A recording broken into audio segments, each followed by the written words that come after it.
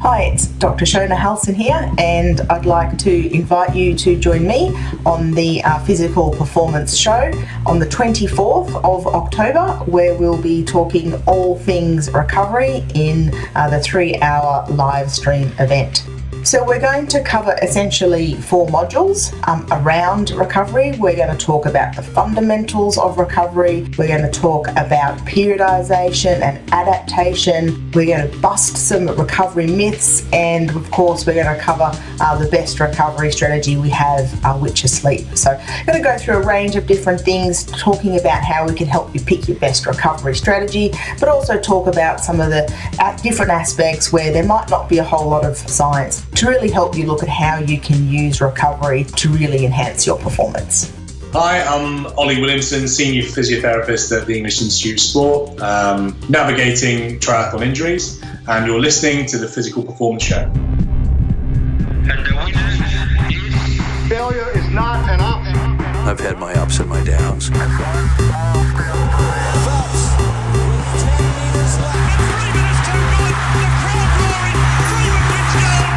I think it's an absolutely breakthrough experience. Welcome to the Physical Performance Show, the show designed to inspire the pursuit of your physical best performance. I'm your host, Brad Beer. Listen in as we delve into how the world's top physical performers achieve their success, as well as the highs, the lows, and the journey of getting there. Let's get ready, set, let's go.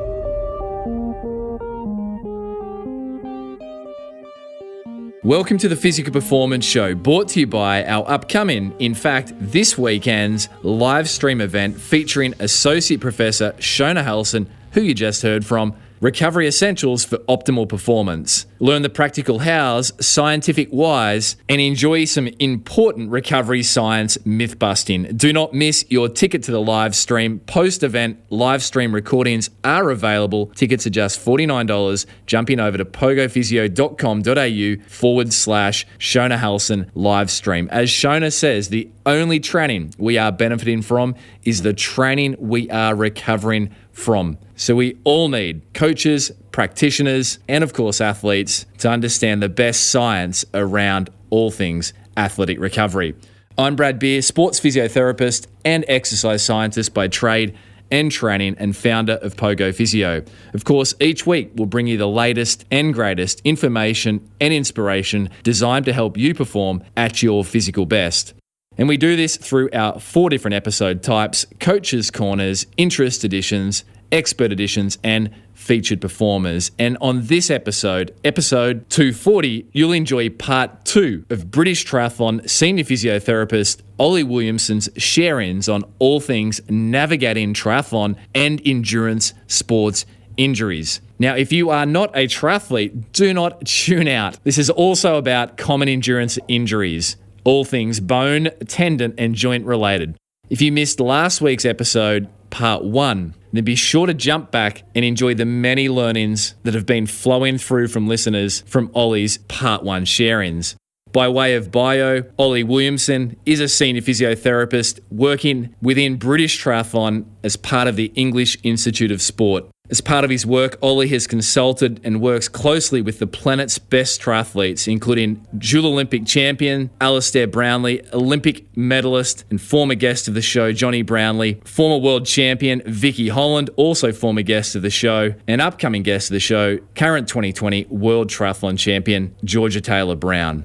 If you are a coach, practitioner, or athlete, you need to get your pen ready. There are some fantastic learnings to be had from Ollie's sharings on this part 2 of this exploration around all things triathlon and endurance sports injuries. Specifically, Ollie shares some great tips around how to make a return to run program following injury successful. And Ollie explores in detail and with some fantastic tips around the rehabilitation of common running-related injuries, including tendinopathies, plantar fasciopathy or fasciitis, and also the oh-so-pesky and yet so common recurring calf strain. Ollie outlines the top mistakes that practitioners and the top mistakes that endurance athletes make when working with endurance/triathlon injuries, lays down that solitary piece of advice that each week each featured guest gets pressed on, and of course issues a fantastic physical challenge that is going to have your calves burning. Here is my part 2 conversation with Oli Williamson, Senior Physiotherapist for British Triathlon, around all things navigating triathlon and endurance sports injuries.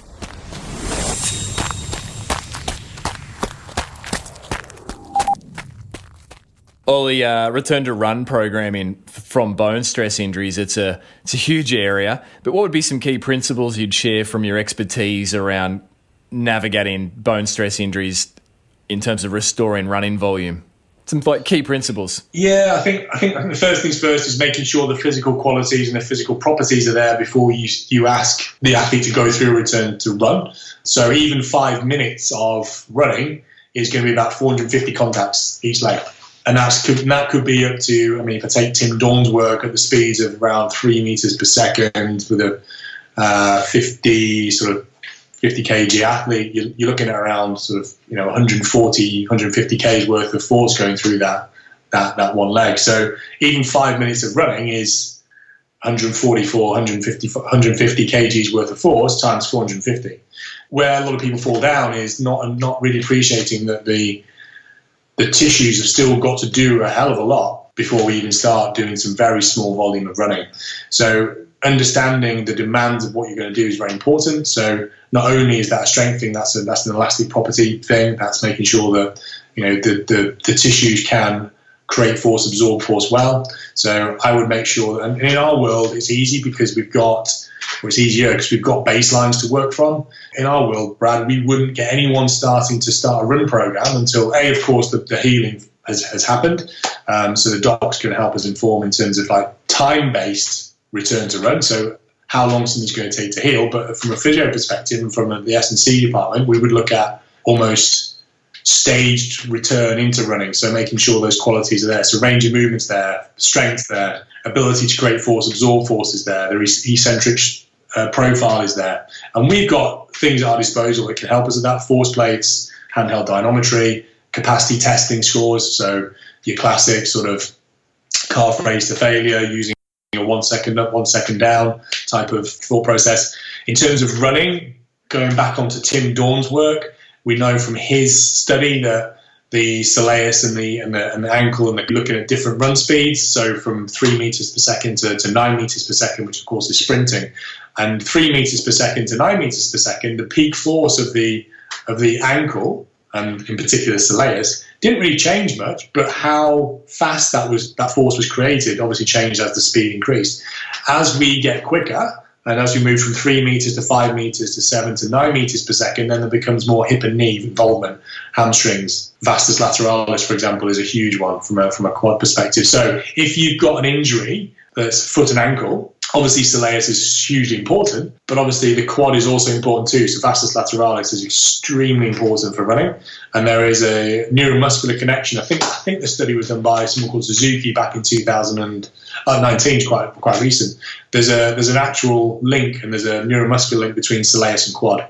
So I think if you've injured anything hip and knee, and you're looking to restore physical qualities, the soleus and the calf are really important because it shares that load, but also vice versa. If you're looking at a foot and ankle injury, then you've got to also consider quad in particular, as well as the hamstrings for sure, when you run quicker. So we would take an athlete through that process, and sometimes they might jump from stage 1 to stage 4 because they're showing us they've got good range of movement, they've got good endurance capacity, they're back to their baseline. Let's say someone's baseline is 35 calf raises up and down. If they're within by 90%, we'll move on. 90-95%. F-max scores, do they have the ability to create peak force? So that could be a peak plantar flexion test, so pushing into a force plate, which shows us a force profile. Are they able to hit the peaks? Yes or no? And is it a normal curve for them? Do they create that force well, so we can get the force development checked off as well? Force absorption, landing onto a force plate, that type of thing. Eccentric strength, are they hitting their norms? So in my world, in it's quite straightforward because we've got baselines and we've got the equipment and we see these guys regularly. We know what their normals are. The difficulty is when you've got the athlete presenting to you in a private setting, you don't have this information and you might not have this equipment at your disposal to make those decisions. So there are some, I suppose, carryovers or some assumptions that can be made. You can obviously do range of movement, endurance capacity tests, and you can probably figure out some strength tests yourself with the equipment that you've got in terms of how much load can be shifted, whether that's a 3 rep max test or a 1 rep max test or a 5, depending on what goal you're looking for, then of course you can use that. I would then take someone through drills. If someone's going to start running, I want to make sure that they can handle the contact. So like I said, these 4 or 5 minutes that we're potentially going to start running at, I want to make sure that drills tick that off from a perspective of, yes, of course, it's not running, and there's probably more load, in fact, per step going on in certain areas than even running because you don't have the momentum, you don't have the ground force reaction in quite the same way. Things aren't quite working in a normal run mechanics way. I'm sure you could chat with Chris potentially about this, but I would want to make sure that, we want to tick off those contacts. And I'd probably take someone to be in the private world if we didn't have this information at my disposal. I'd probably want to say get around about 2K's worth of drills potentially out of the way before I even think about getting them to start to run. And that just shows evidence of load tolerance. So all these things we're taking an athlete through are the physical qualities there?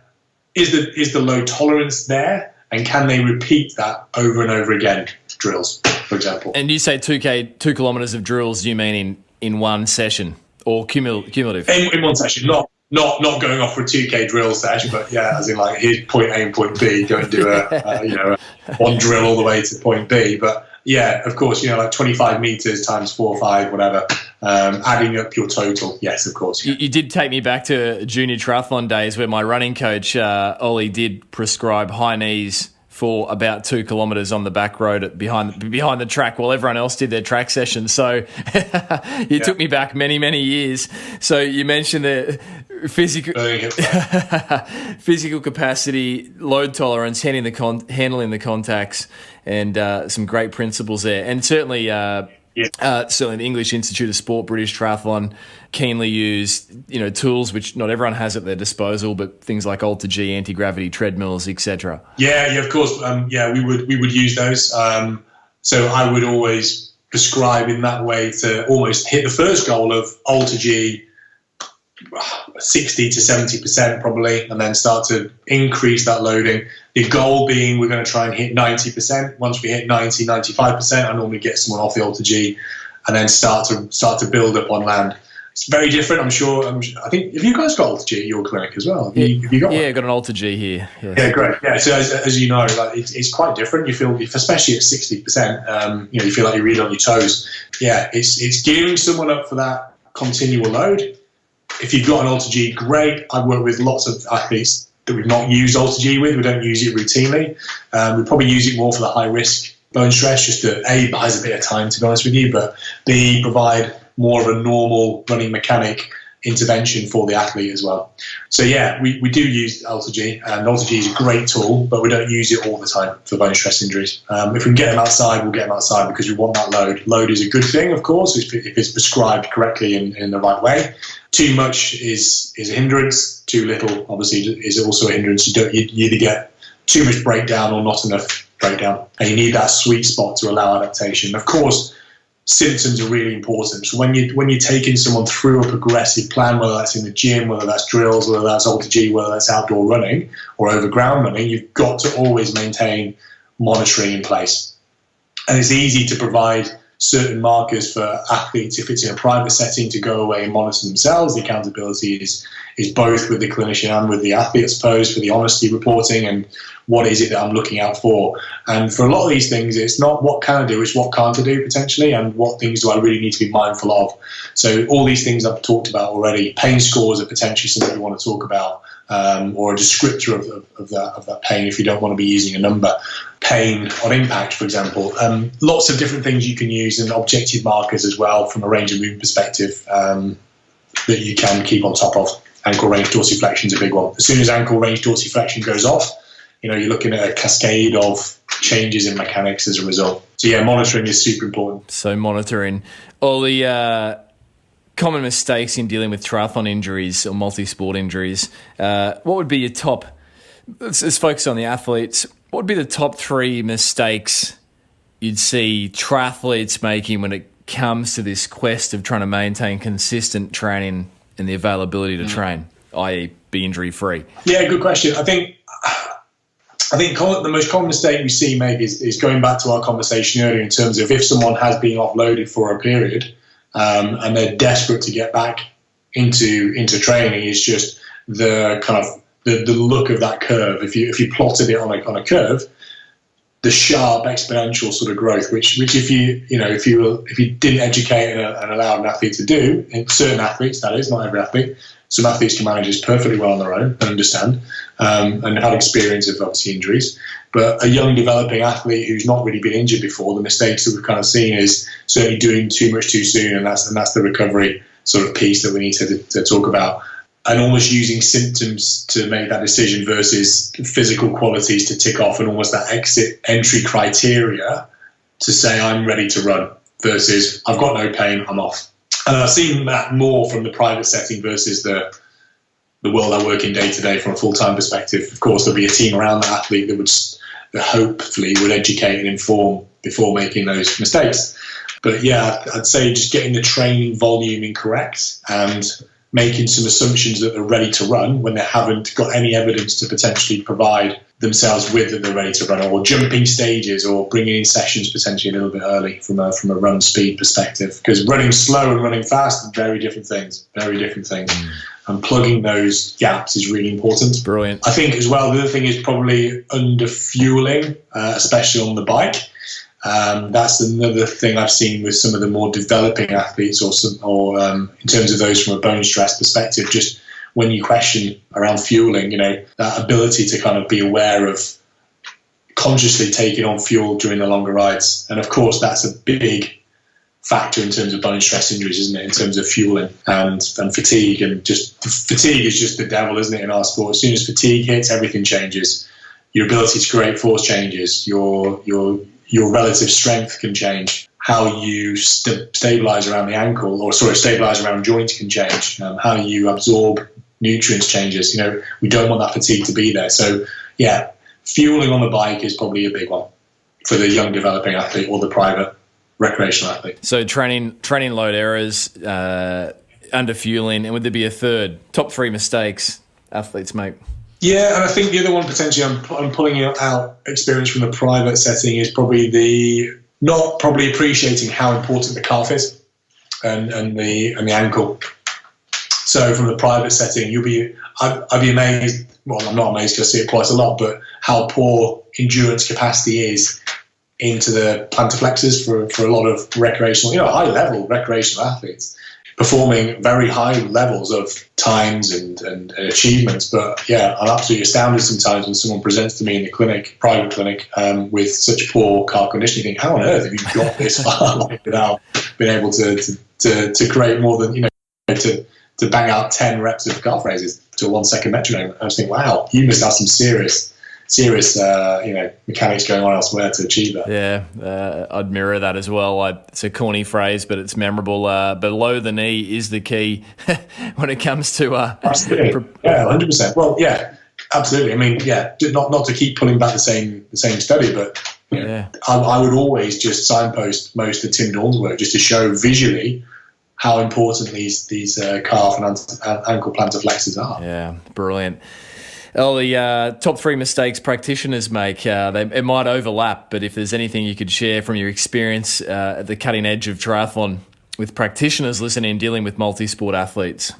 I'm in a privileged position, I suppose, in terms of where I work. When I work privately, I'm probably seeing people that have maybe seen a couple of physios before or come in for a second opinion. So I'm being careful with my words here a little bit, but I suppose what I've seen from mistakes made, whether that's just not used to seeing endurance athletes or not, but a bone stress injury that's been diagnosed as a neural problem. Because obviously the pain that's being described could easily be taken from a subjective perspective as nerve pain or referral, or that's coming from your back then, or it's a neurally driven structure that's it's a nerve. There's the structure at play here that we need to sort the nerve out. When it's been a bone stress injury, and it doesn't happen a huge amount, but of course I have seen it. Someone's come into me with, I've seen a practitioner. They told me it's nerve pain or it's neural, and I've been cracking on. And then you look at it, and of course it would overlap with neural presentation because of the severity of the pain and potentially the referral classification that we've gone through already in terms of if it's a femoral thing, it might be medial thigh pain. If it's a neck of femur, it might be more posterior. It might be more of a sciatic sort of referral. Lateral hip pain, it could be foot and ankle, might be potentially looked at as a tibial or a sural nerve thing potentially. So yeah, I've seen a couple of misdiagnoses and almost used X-ray as a way of kind of ruling that out. So in another case, this is probably a point worth making, is I'm seeing someone from a second opinion perspective, and they've had an X-ray, so in their head they've cleared a bone stress. And of course, a bone stress will never, ever be shown on an X-ray unless it's fractured and it started to form callus, or you start to see that healing starting to occur. Then you might see that on an X-ray. But a bone stress injury, so a bone stress grade 1, 2, potentially 3, won't be seen on an X-ray. So that misdiagnosis obviously completely changes the management plan. Yeah. So if you've got a neural, so you kind of go, okay, it's not a bone stress injury. The X-rays ruled that out. It's a neural problem. How you treat a nerve problem and how you treat a bone stress injury are very different. So that person could be continuing to load, and symptoms get worse and what have you. So yeah, that's probably the biggest mistake I've seen in endurance sport, or the most common sort of mistake that I see. Just that assumption of a bone stress injury being ruled out because an X-ray's come back negative. That's probably the biggest one. Yeah. You're listening to Oli Williamson on this and Expert Edition, episode 240, part 2 of a conversation around all things navigating triathlon and endurance sports injuries. Support for today's show comes from our upcoming 3-hour live stream event with none other than world-acclaimed athlete recovery scientist, Associate Professor Shona Halson. Now, at the time of this episode going live, the live stream is just 2 days away. Join Shona Halson on the live stream as she presents on recovery essentials for optimal performance. You'll enjoy learning the practical hows, scientific whys, and enjoy some serious recovery science mythbusters. If you are an athlete, coach, or practitioner, these are the learnings you are not going to want to miss. As Shona has said on a prior episode 190 of this show, the only training we are benefiting from is the training that we are recovering from. So we all owe it to ourselves to up our game when it comes to understanding the true science of athletic recovery, what works, what doesn't, what's a gimmick, and what's not. Tickets are just $49 and are available now from pogophysio.com.au/Shona Halson live stream. And all registrants receive a copy of Shona's presentations as well as a post-event recording. Support for today's show also comes from Pogo Physio's online telehealth consultations, ideal for any endurance athlete navigating bone, tendon, or joint-related concerns. To find out more about Pogo Physio's award-winning online consultations, jump over to pogophysio.com.au/telehealth. For now, let's jump back with Oli Williamson, Senior Physiotherapist for British Triathlon, on this Part 2, exploring all things navigating triathlon and endurance sports injuries. Ollie, so some great information there that I think will benefit athletes, coaches, practitioners around bone stress injuries. What other injuries do you commonly deal with when it comes to the run component of triathlon?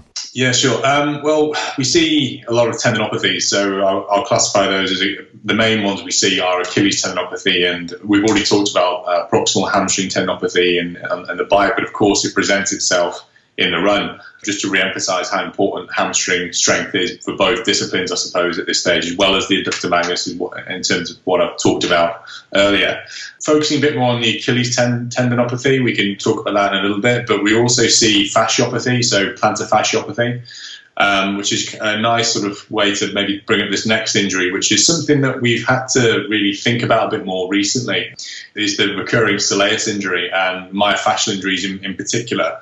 I know you've had Vicky Holland in as a guest. Yeah, I'll probably bring up a little bit from that case to maybe talk through some of that stuff, because that was the first big injury that we saw of that nature, which wasn't great for Vicky, of course, and I know she's alluded in a previous podcast, her experience and reflections on it. But we, as the medical staff and team, we also reflected heavily on it. There's some nice learnings out of it, I think, for us, but also hopefully for others if listening into this podcast. So, Achilles tendonopathy and fasciopathy and Soleus injuries, I suppose we could batch up into one sort of, or a few key messages there. And the first thing, of course, is I've mentioned already with Tim Dawn's work, how important the ankle plantar flexors are, in particular Soleus. And just to bring that kind of calculation back is, if you've got a 60k athlete, you're looking at around 144 k's worth of force going through that Soleus if running high up to sort of 7 meters per second.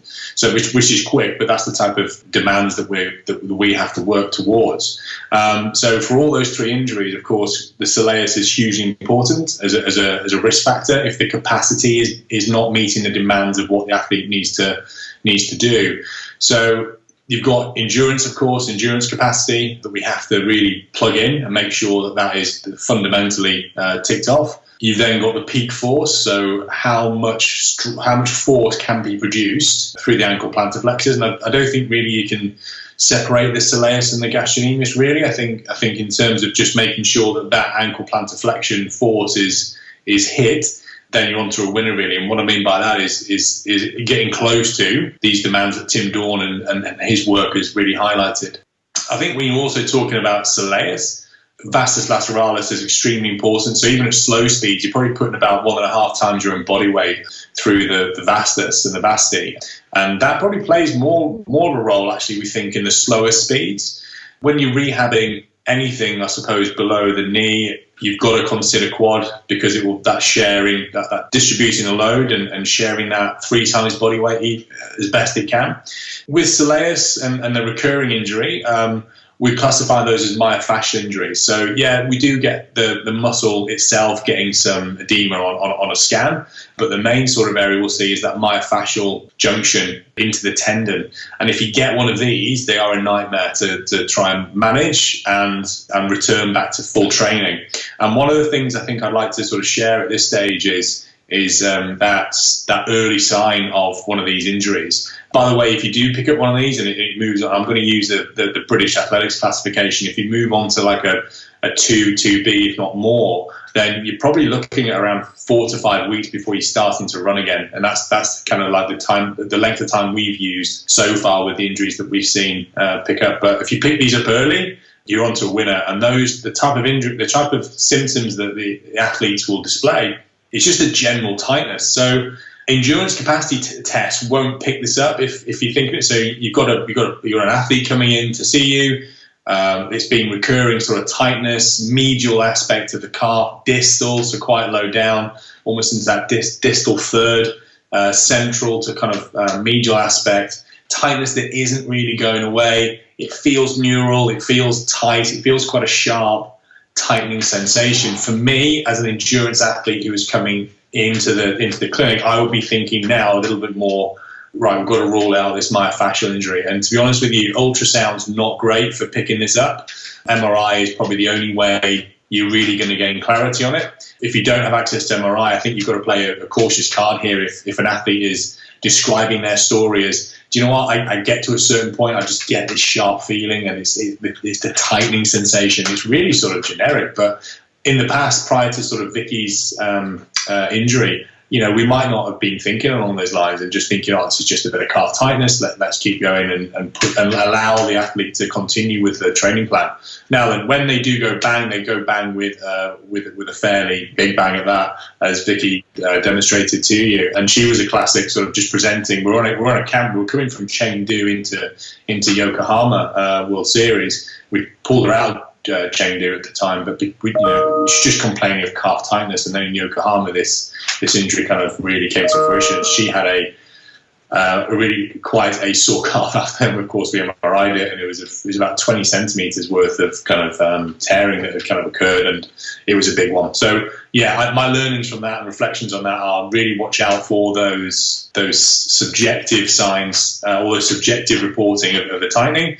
You're not going to pick up a lot really in your objective testing because you probably have full range of movement. You might have a little bit of deficit into dorsiflexion if it's quite late on. Early on, you don't really get them. You don't get a deficit in endurance capacity, so you could do bodyweight calf raises and to a metronome, and you wouldn't probably see a difference. They could probably hop. They could probably do a lot of the impact testing. Later on, you would pick up there's probably a lack of confidence with that, which is useful, but it's quite probably late on at that stage. So I would always have a high suspicion of this injury and probably refer on quite quickly to the sports docs just to get a review, get some imaging done. Can we pick this up early and offload? So yeah, a typical sort of, let's take a 2B, which from the classification, you're looking around 2 weeks worth of offload. You're looking probably around, we were then within week 2, week 3, if they're progressing nicely, can handle all the peak force, can handle the endurance capacity that we throw at them, can start to handle some impact loading. We would probably around week 3 start to add in some drills and start to patch in the demands of what's to come with running. So that would be sort of using drills up to a certain K, so up to maybe 2 Ks worth of drills, maybe real specific to running the running form of the athlete, and then start the process of actually running again, probably around week 4, week 5. And that's a very generic sort of protocol, I suppose. We don't use time necessarily in elite sport and physiotherapy. We like to use an entry and exit criteria. But this is probably the only injury I've come across where we've got to be really careful with that healing and that healing time. Because if you take them even a week or two too soon, they can go bang, and you just end up with this vicious cycle of never really getting out of it. And if you take your medicine early with these injuries, you tend to do well as long as there's good rehab. You go through that stage process of range of movement, endurance, eccentric strength, impact loading, peak force, of course, is probably prior to that. And then you just got to monitor. And what I mean by that is that tightening sensation that kind of probably got first reported. The soleus and the central tendon and the myofascial injuries, something that I would hope that over time all of us as clinicians get really good at picking those up. But it's something that we've learned and happy to obviously share that learning with others. But yeah, back to the kind of fasciopathy. So the plantar fascia is a key area that we see quite a bit of injury and time loss from.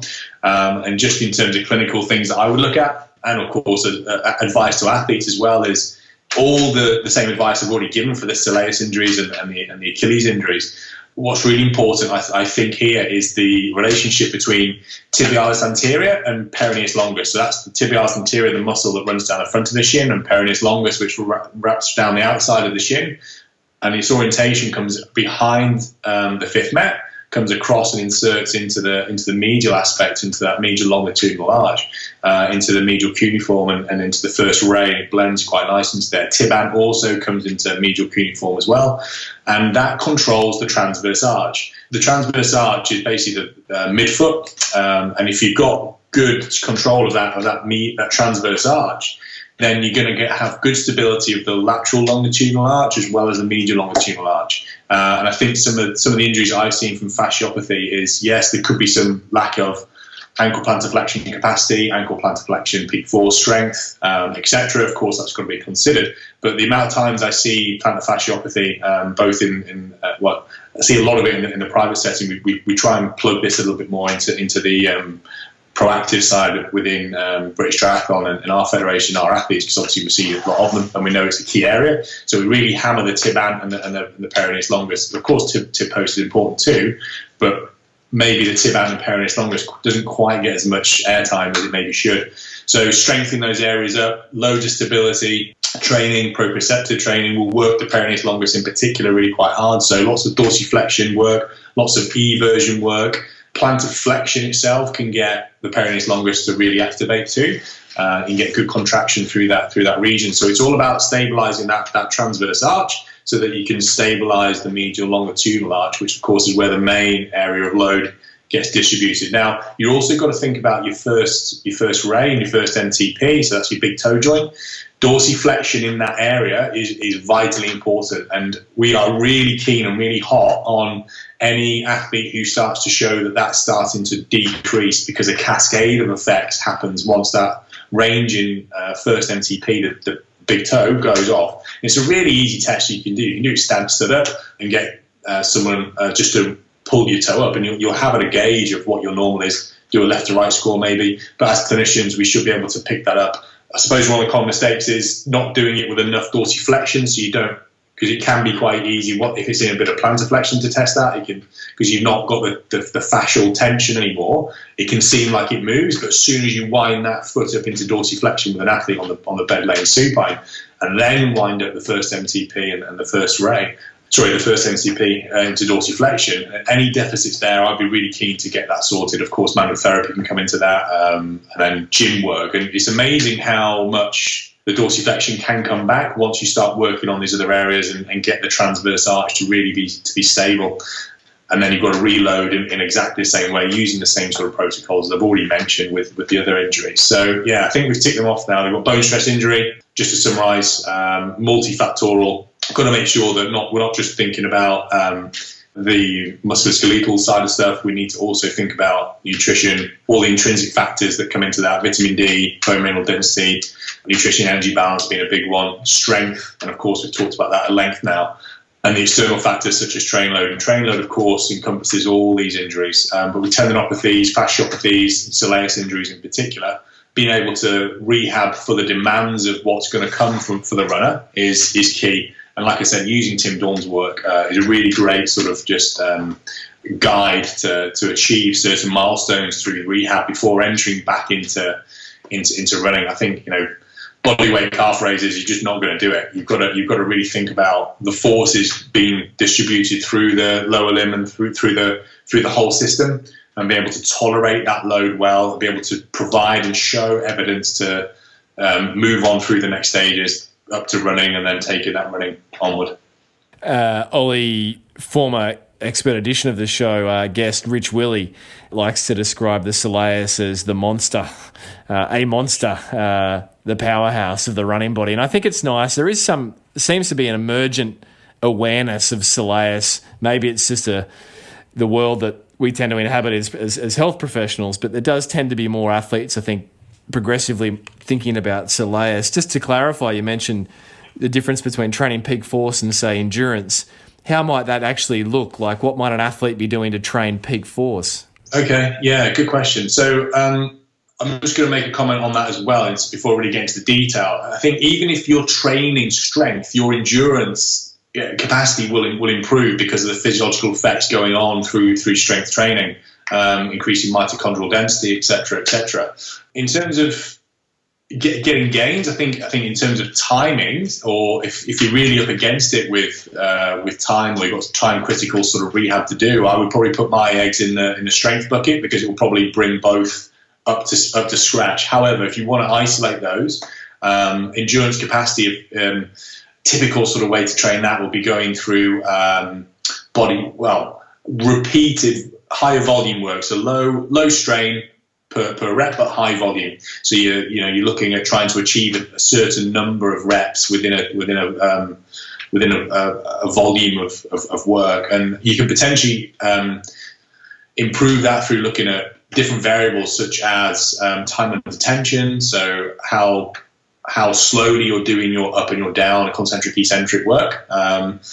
How much rest you give between your sets. So this is all potentially body weight stuff I'm talking about here. But yeah, it's just trying to achieve an amount of work potentially over time, or a potential prescription that's been given over time. So yeah, that's how you potentially would train endurance capacity. Well, if we look at the calf here in particular, your classic straight leg calf raise, bent leg calf raise type of work. For strength, you're trying to achieve that peak force, so you can go through lots of different exercises as such. But if you understand the goals and the adaptations you're going for, the exercise doesn't really matter. But in terms of trying to get that force through the tendon and through the plantar flexors, so your classic 3 second up, 3 second down, with weight. So you're looking potentially at Smith machine on bar. You could be looking at bar. You could be looking at dumbbells in hand, kettlebells in hand, etc. Isometric force is a great way to kind of monitor how you're going. So we would tend to we love isometrics just in general. One for a way to kind of to test, but also because of the function of the soleus, and there's lots of work to bring to the table that demonstrates that soleus works isometrically as the tendon elongates to that certain key points in the gait cycle when absorbing force in particular. So going back to potentially soleus again, just as we quickly move on, that's mainly if you pick up a myofascial soleus injury, it's because probably force absorption is not quite there. So we would look at making sure that in the strength training that was ticked off. So yeah, your classic sort of calf raise work with weight. I actually prefer, depending on the goal and the adaptation we're going for, I really like using leg press and an incline or a leg press at that, because it's the first joint that comes into contact with the load. Even just with no weight on it, it's about 50k a plate in terms of the plates that I've seen in terms of the incline leg press. So you're getting a decent load with no weight on it, to be fair. But the demands are really quite specific to the ankle and the soleus versus upright, where you've got the full system in play. You can really isolate the ankle in particular. The good adaptation you can get from sort of holding that leg press in position, so roughly, let's say 5 or 6 seconds if we're going for like a strength goal, close to, of course, the demands that I've used from Tim Dawn's work, you can really start to move some quick movements into that as well, which then looks at rate of force development and absorption, because you're catching the leg press. Now you can do that also, like I said, with a Smith machine, and trying to do some quick swaps whilst you're holding that position isometrically, and get some good sort of markers as to where you're at in the rehab phase, in the rehab stage, whilst you are progressing. So you're continually monitoring and rehabbing at the same time, which is great. So yeah, I think in terms of that's how we would look at in our setting how to maybe go for endurance and for strength. But like I said, by just going for strength, you'll get the endurance adaptation. Brilliant. And how much focus do you like to put on, say, the big toe, Ollie, in terms of perhaps something like the flexor hallucis longus? Is that something that you see a real need for? Yeah, absolutely. I saw a really cool video you put on, actually, Brad, of how to train your big toe that you put out. Great exercise there. But I think as long as you can manipulate the foot position to get the FHL to come into play a bit more, and that's whether you go into like a plie position to kind of allow to make sure that the roll through the MTP and the medial longitudinal arch is there. It's a really nice way of training up the medial calf as well. But yeah, we would try and make sure that windlass mechanism was trained as much as we could, and we get that through drills as well. We get it through lots of different variations of exercises, but the focus on the big toe is something that we would look at. Yeah, absolutely. On the leg press as well as the Smith machine sort of setup, you'll probably get that because of the position of the foot, which is just into plantar flexion potentially. You're listening to Oli Williamson on this part 2 of all things navigating triathlon and endurance sports injuries. If you missed last week, part 1 of this conversation, then be sure to jump back with your pen and paper for the many learnings. Ollie shared in detail around swim, bike, and overall rehabilitation principles regarding endurance-based injuries. In particular, Ollie touched on overcoming the so often problematic and long-lasting proximal hamstring tendinopathy, an injury that unfortunately is common amongst endurance athletes. For now, though, keep your pen and paper ready as the learnings continue on this part 2, navigating triathlon and endurance sports injuries, with senior physiotherapist for British Triathlon, Oli Williamson. Ollie, in your experience to date, what would you say are 3 common observed mistakes you see clinicians making or practitioners in the field? Yeah, great question. Well, first and foremost, I've made lots of mistakes in my career, and I've learned from them. And if I'm going to boil it down to 3, and we're talking about endurance athletes here in particular, I think first point is probably being able to pick up bone stress injuries in clinic. I think that's that's key. We've always got to have a suspicion of a bone stress injury, certainly when an athlete's coming in with saying the right thing. So you can really hear an athlete tell you they've almost got a bone stress going through the kind of previous information I gave earlier on in the chat. But one thing that an athlete may potentially tell you is just that they feel quite stiff and that they have like what they would class as neural symptoms. So in terms of bone stress injuries, they can refer. So one of the things I would really be watching out for with endurance athletes in particular is hearing they've got a grumbly midfoot. So a stiff foot, not necessarily painful, but stiff. And this is where I think conditions can get caught out, because sometimes athletes don't present with pain when they've got a bone stress injury. They're just presenting with stiffness or a bit of tightness. If we take a femoral stress, for example, you might just hear adductor tightness or medial thigh issues.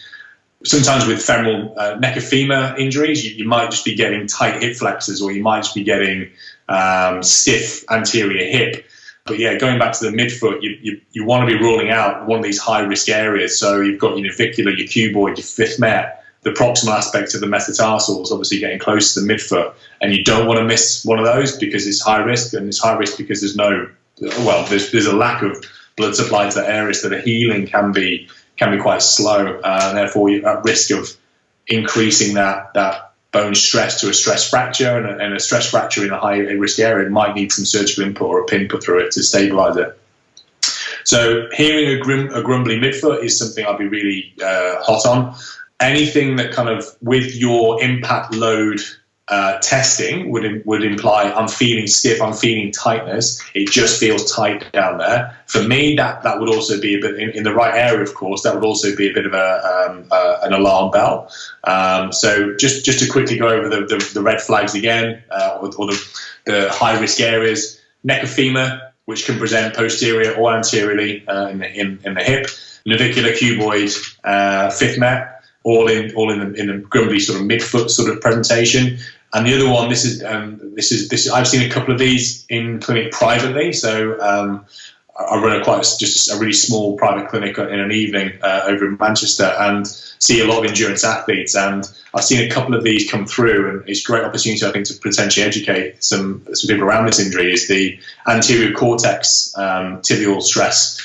And that's a nightmare if you get one of those. And in terms of what an athlete might palpate, he might palpate down that sort of real sharp edge along the tibia, potentially giving you medial tibial stress symptoms. And the history may be quite similar. It's shin pain, it's medial shin, but the classic one is if it is becoming more anterior, if you miss those, well, they are a nightmare. Big time loss, and just become really chronic. As for all of these high risk areas, they just become chronic.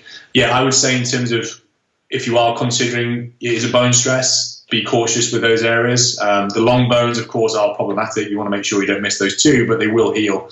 So the long bones, femur, tibia, etc., in the right areas, of course. Sacrum is another high-risk area to kind of watch out for too, just because of the high trabecular bone material there. So the other point I was going to make is that X-rays won't necessarily bring any of these diagnoses any clearer for you. An X-ray will never, ever, ever, ever bring up a bone stress and tell you have a bone stress. So I would always use clinical sort of guidance on that one. If you don't have access to MRI, of course, MRI is the gold standard to diagnose a bone stress injury. You'll only really see anything on an X-ray if it has fractured or it's really quite far down the line and you start to see callus. So yeah, be cautious around that one and make sure that you're not missing bone stress injuries through either the story, which we've gone through previously, and all the clinical presentations, and just that kind of no pain but stiffness that's kind of really shining through in your assessment.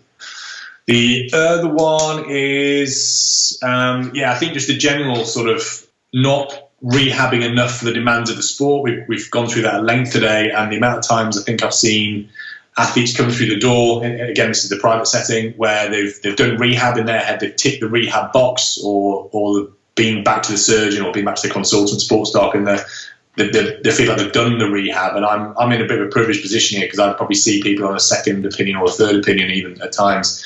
And when you go through the kind of history of the rehab, they just haven't been rehabbed up to the demands needed for the sport. So, for example, using that example of bodyweight calf raises and just stopping there and hitting like a target of 30 and thinking that's enough, because it ain't. It's not gonna fly in terms of then taking that onwards into the demands of running and high speed running at that.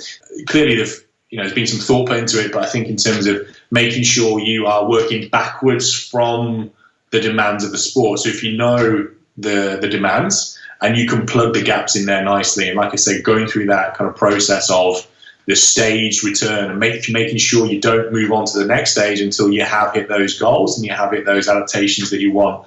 The exercise itself, like I said, doesn't really matter as long as you know how to adapt the tissue to hit the stimulus and to hit the goals that you're after. And the third thing, look, I massively value manual therapy. I use it a lot in my clinic. I use it every day, both in the Olympic world as well as the private world. But again, the other probably common mistake I see is probably an emphasis upon manual therapy to help modify symptoms, and therefore you're not plugging in the demands needed for the sport. And I think it's great you can use manual therapy to modify symptoms or for symptom modification, then great. Great tool to bring out. And in today's world, of course, so much emphasis upon loading, etc. It's still vitally important. I think we're still keeping our manual therapy skills going and using it for the right reasons. But as long as it's just with a good rationale, and it's not the end point, it can be very useful at the right stages, but it's certainly not the end point. Once someone's symptoms have gone, there's a reason why that person's got injured in the first place. It's probably a deficit somewhere, whether that's, and of course, manual therapy can also help athletes to rehab better, I suppose, is a inverted commas, but it's not the end point. We've got to rehab for the demands of the sport. So it's linking to the last point, but just in terms of the emphasis placed upon intervention in the manual therapy sort of side of things.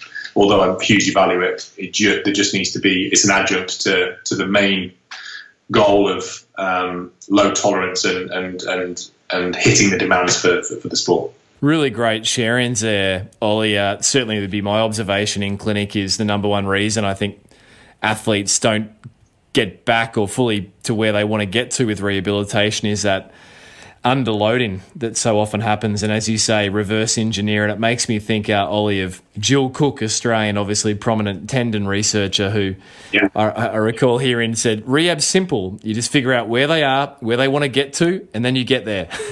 Just make sure you get there. I'm a big fan of Jill Cook, and she taught me a great deal in terms of tendinopathy and at the time.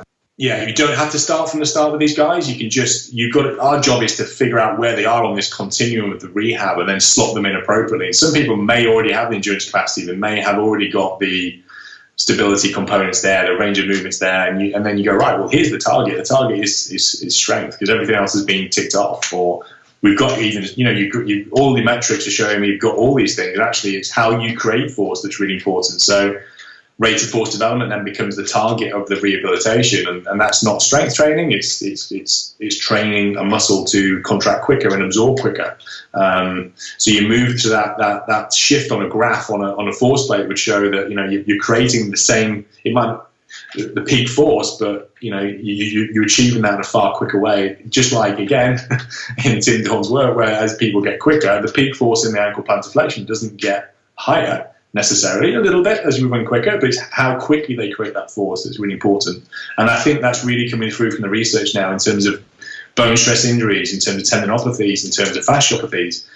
Actually, one of the real key determining factors is rate of force development or ability to absorb force well. So I think with all the injuries, you can target that area. I think, and I'd say it's probably the most under rehabbed area. I think a lot of people make the mistake of going endurance capacity, strength, and then straight into running. Well, actually, there could be a big deficit actually in how someone's function is of that muscle that you just strengthened. Actually, can they produce force quickly enough to meet the demands of what they're going to do? So, Rich, Ollie, if you could boil everything you've learned through your extensive career to date and ongoing career into one single piece of advice, we're theming this episode, this expert edition, around navigating triathlon injuries, into one single piece of advice to help them perform at their physical best, what would Oli Williamson's solitary piece of advice be? I think if I was to give one piece of advice, I'd love to give more than one, but I think if this is just one, I'd say the emphasis upon strength and conditioning and being able to build up your physical qualities enough in that environment to do what you want to do with your training. It all comes back to this training availability discussion that we had at the start. if someone's physical qualities are there to meet the demands of what they want to do, and then the caveat, I suppose, into that is recovery as well, which is the other point I'd like to make. Your training availability will massively improve if the physical qualities are there to handle what you're doing. And I think a lot of endurance athletes obviously love to train.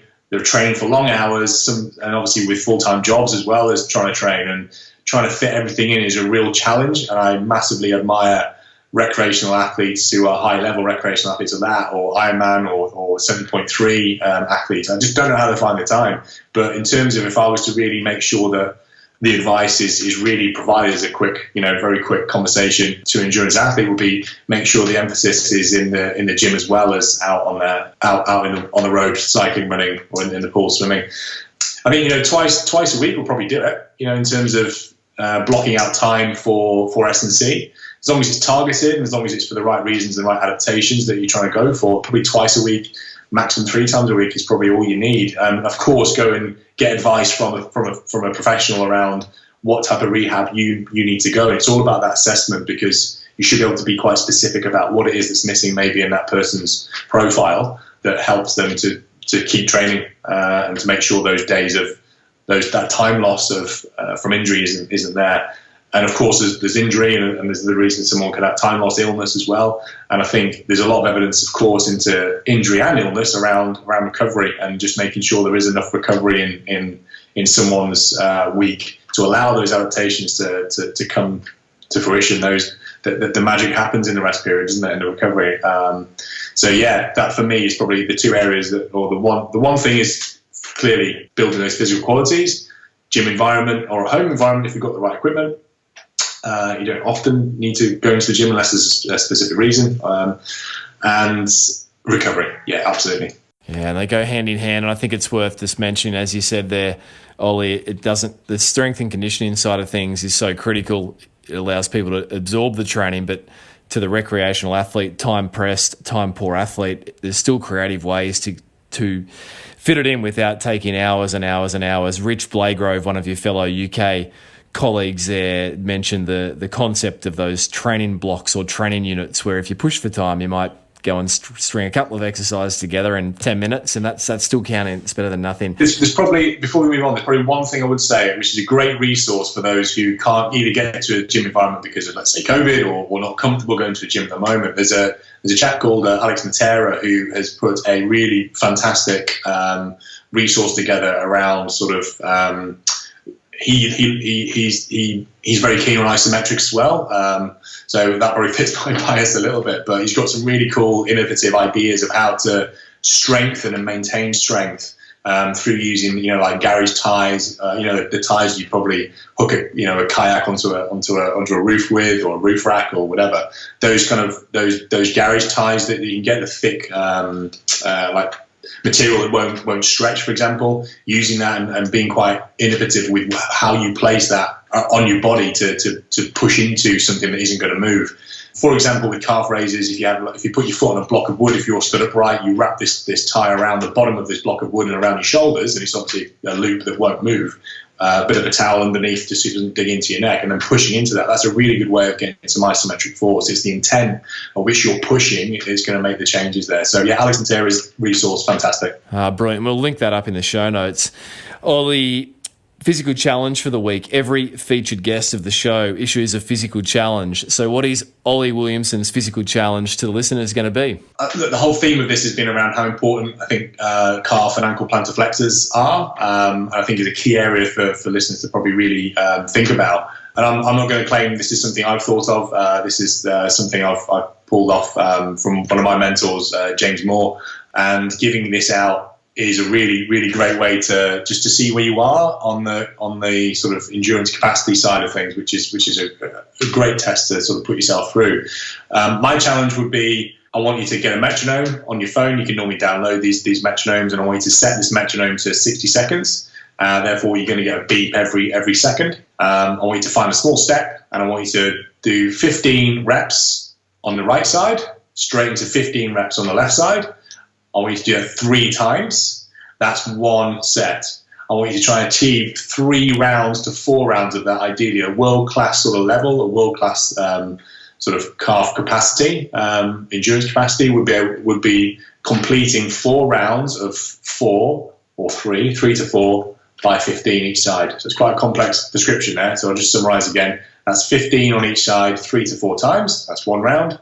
Complete that 3 to 4 times through. It's a hard test, and it's a really, really great way to condition your calf as well if you're lacking that equipment potentially to get some endurance capacity. And the metronome's just keeping the pacing consistent, so it's 1 second up, 1 second down. Yeah, correct. Yeah, and you will stop you will stop that if you either miss a beep or obviously you just cannot continue with the speed. And you're looking to potentially bring a recovery in terms of a test. Yeah, crack on with that. But in terms of a intervention, you want to potentially be looking, if you can achieve the full round, and then be looking to reduce that recovery time in between the set. And obviously aiming for maximum heel lift rather than a half-baked heel rise there. Yes, absolutely. Yeah, that is a common mistake seen by those doing this test. Yeah, not quite getting perfection. Brilliant and very specific and meaningful physical challenge given the topic of this expert edition.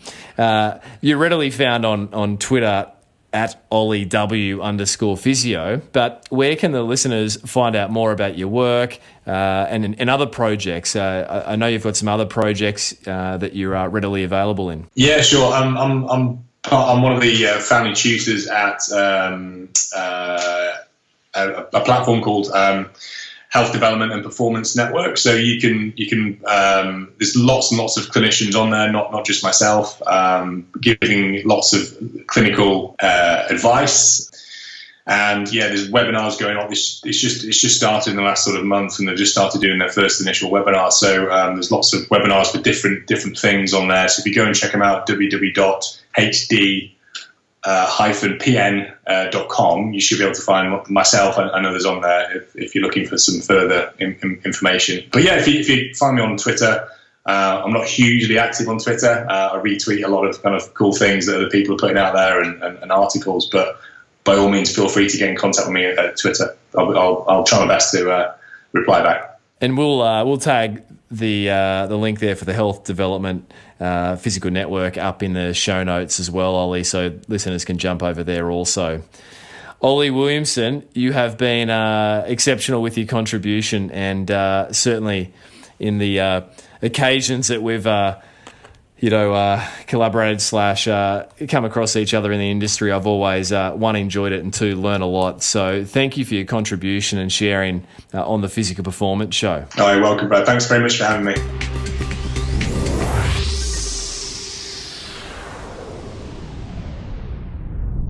So there you have it, part 2. Navigating Triathlon Endurance Sports Injuries with British Triathlon Senior Physiotherapist Oli Williamson. Now, I know you took a lot of learnings away from today's episode. If you did, jump over and be sure to let Ollie know. Ollie's readily available over on Twitter at OliW_physio, OliW_physio. Be sure to also check out the fantastic Health Development and Performance Network that Ollie is a part of, a fantastic professional development opportunity, www.hd-pn.com. We'll have all the links available over on the show notes page at pogophysio.com.au. We'll also be linking up resources that Ollie shared across both part 1 and part 2 of this expert edition, including a fantastic YouTube presentation by one of Ollie's British physiotherapy colleagues, Alex Natera, around strength training. Now, as prior mentioned, we are just 2 days away from the Associate Professor Shona Halson live stream, Recovery Essentials for Optimal Performance. Learn the practical hows, scientific whys, and enjoy some serious athletic science myth-busting. Tickets are just $49 and are still available. And if you cannot make the 3 to 6 p.m. Australian Eastern Standard Time zone, do not be concerned. There will be a post-event recording available to all registrants of the live stream. To secure your ticket, jump over to pogophysio.com.au/Shona Halson live stream. A massive thanks to those leaving ratings and reviews for the show over on iTunes. Also for those hitting subscribe. Keep the podsies coming as well. They are always so much fun. Tagging in the show at Physical Performance Show over on Instagram. If you wanted to reach out to myself with feedback or otherwise, at Brad_beer across all social media handles.